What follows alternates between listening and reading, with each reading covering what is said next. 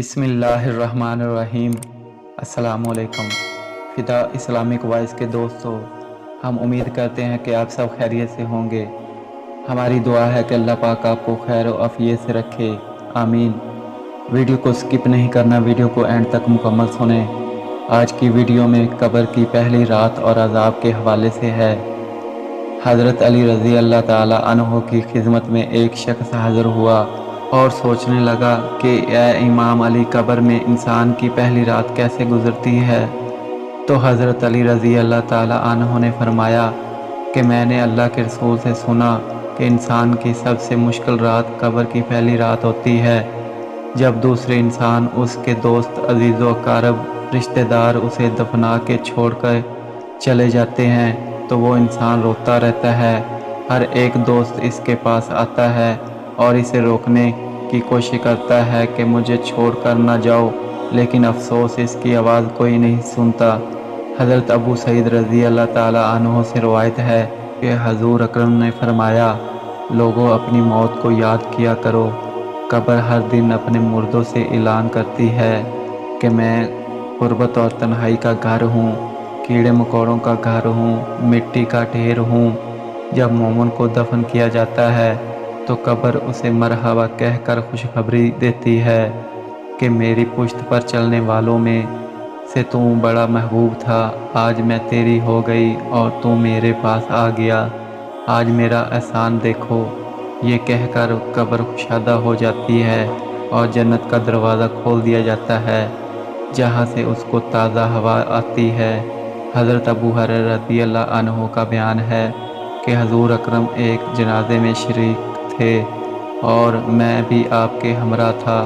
آپ ایک قبر پر بیٹھ گئے اور فرمایا کہ یہ قبر ہر روز بآواز بلند کہتی ہے کہ آدم کی اولاد، تو مجھے بھول گیا، کیا تجھے یہ معلوم نہیں کہ میں تنہائی کا گھر، غربت کا گھر، وحشت کا گھر اور کیڑے مکوڑوں کا گھر ہوں، مگر اللہ جس کے لیے کشادگی کا حکم فرمائے گا اس کے لیے کشادہ ہو جاؤں گی۔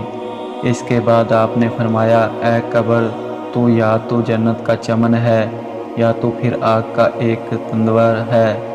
حضور نے فرمایا کہ مردہ جب قبر میں رکھا جاتا ہے تو قبر اسے کہتی ہے، اے ابن آدم، تو ہلاک ہو، تجھے کسی چیز نے مجھ سے دور رکھا ہے، کیا تجھے معلوم نہیں تھا کہ میں کیڑوں مکوڑوں کا گھر ہوں؟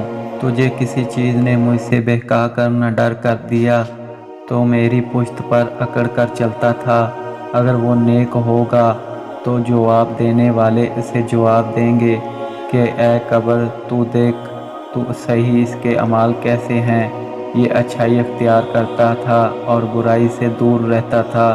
یہ سن کر قبر کہتی ہے، بے شک یہ نیک تھا، اب میں اس کے لیے سر سبز ہو جاتی ہوں۔ مردے کا جسم اس وقت منور ہو جاتا ہے اور اس کی روح اللہ تعالیٰ کی طرف بھیج دی جاتی ہے۔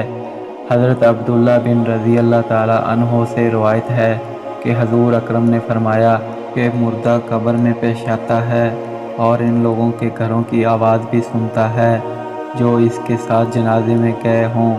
مردے سے اس کی قبر کہتی ہے کہ اے ابن آدم، تیری ہلاکت ہوں، تو نے میری تنگی، بدبو اور کیڑے مکوڑوں کا خوف نہیں کیا، اس لیے تو نے ان چیزوں سے بچنے کے لیے تیاری نہ کی۔